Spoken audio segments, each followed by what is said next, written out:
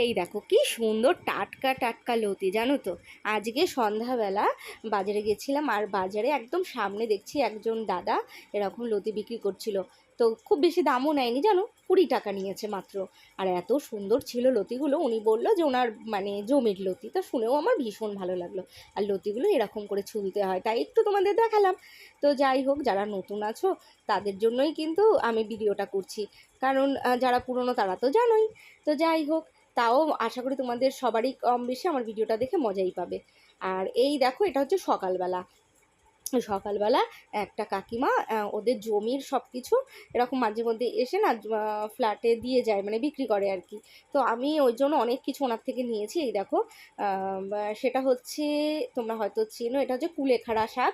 আর আমি এটা খাই আমার জন্য, যাদের গায়ে রক্ত কম আছে তারা যদি এই কুলেখাড়া রসটা মানে সেদ্ধ করে জলটা খাও তাহলে কিন্তু ভীষণ উপকার হয়। আর এটা ছিল ব্রাহ্মী শাক। ব্রাহ্মী শাকের কথা আর কি বলবো, এটা তো তোমরা সবাই কম বেশি জানো এটা কতটাই উপকার, বিশেষ করে বাচ্চাদের জন্য।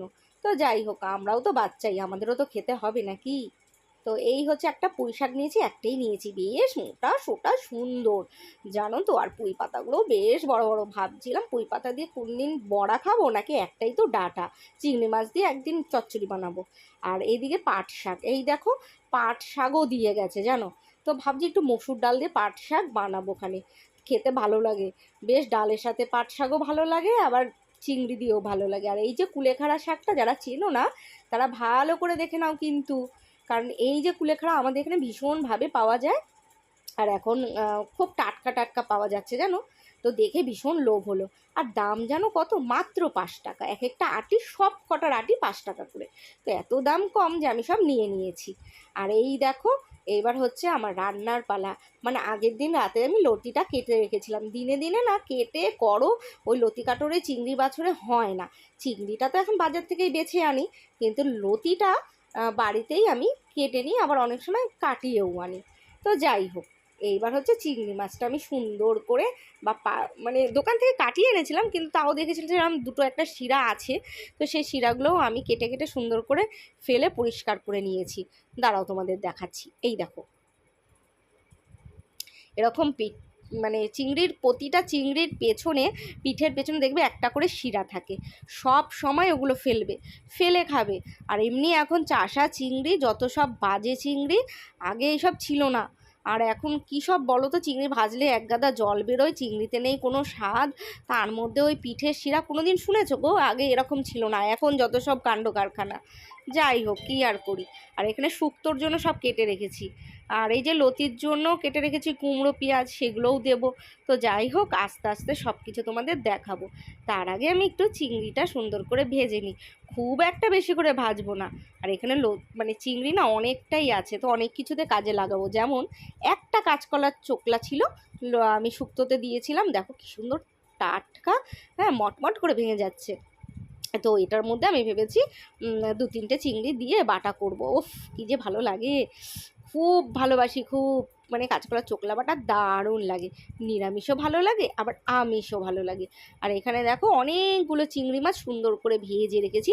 আর চিংড়ি মাছ এখানে 500 ছিল। কি বলো তো, আমার কড়াইটা অনেক বড়, দেখলে মনে হয় একটু একটু, কিন্তু মোটেও না, অনেকটা। তো যাই হোক, আজকে শুক্তোতেও চিংড়ি খাবো। তো এই দেখো, কথা বলতে বলতে লতির জন্য আমি কিন্তু রেডি করে ফেলছি। কালো জিরে দিয়েছি প্রথমে তেলে, তারপরে দিয়ে দিয়েছি একটা মাঝারি সাইজের পেঁয়াজ কুচি। এবার এটাকে সুন্দর করে হালকা করে একটু ভেজে নেব। আর জানো তো, চিংড়ি ভাজলেই দেখো কড়াইয়ের মধ্যে কীরকম লেগে যায় তেলটা। হ্যাঁ, কেন এরকম হয় বলো তো, ভগবান জানে। যাই হোক, হোক, আর কি আর করি। তো এবার হচ্ছে আমি যেটা করব সেটা হচ্ছে, তোমরা লতিতে কেউ কুমড়ো খেয়েছো? আজকে আমি লতিতে কুমড়ো দেবো।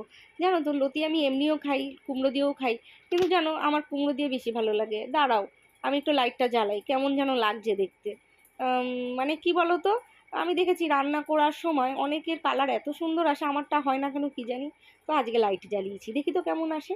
আর এদিকে কথা বলতে বলতে কিছুটা কাঁচা লঙ্কা কুচি, আর এইদিকে কুমড়ো একটু দিয়ে দিলাম। এবার দিয়ে দিলাম লতি। ও মা, তোমরা কি ভাবছো লতিটা ভাপিয়ে নেইনি? দরকারই নেই। উনি বলেছে একদম ওনার জমির লতি, আর খুব তাড়াতাড়ি গলে। আর এই দেখো কি সুন্দর পুচকু একটা চামচ, তার মধ্যে একটু হলুদ লবণ আর একটু জিরে গুঁড়ো সব কিছু দিয়ে দিলাম। কি বলো তো, এই লতিটা যদি এখন আমি সেদ্ধ করি না, কি আর বলবো, কচু শাক হয়ে যাবে এক কথায়। ওই জন্য কোনো দরকার নেই, একবারে আমি সুন্দর করে ভেজে গ্যাস কমিয়ে ঢেকে রান্না করব, আর তাতে খুবই টেস্টি হবে জানো।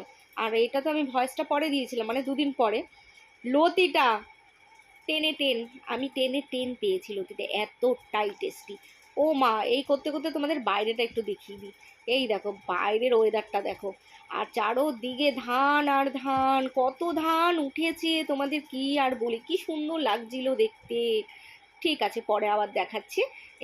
আমি একটু রান্নাটা করে নিই, আবার ভুল করে কখন কোনটা দেবো না আমার আবার মনের বড় ভুল হয়। আর ওই দেখো বাটির পাশে কি উকি ঝুঁকি মারছে, ওটা তোমাদের দেখাচ্ছি একটু পরে। ভিডিওটা স্কিপ করুন, অনেক কিছু দেখবো, দেখাবো তোমাদের, আর তোমরা শিখতেও পারবে। এদিকে দেখো আমি একটু ঢেকে দিলাম, ওই যে বললাম গ্যাসটা মিডিয়াম করে একটু করে নেব। আর এইদিকে করতে করতে খিদে পেয়ে গেছে। কেউ খাও এরকম ব্রেডের সঙ্গে দুধের সর, সেই ছোটোবেলায় মনে পড়ে চিনি দিয়ে আমাদের টিফিনে দেওয়া হতো, বা আমরা বাড়িতেও খেতাম, কত খেতাম তার কোনো ঠিক ছিল না। তো যাই হোক, খুব ভালোবাসি জানো তো।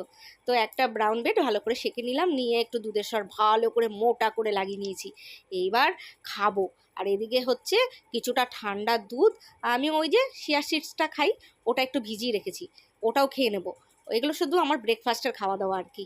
তো যাই হোক, এর মধ্যে একটুখানি দিয়ে দিলাম ব্রাউন সুগার, আর ব্রাউন সুগার দিয়ে সুন্দর করে এটা এবার আচ্ছা করে খেয়ে নেবো, কারণ দুধের মধ্যে কোনো চিনি নেই।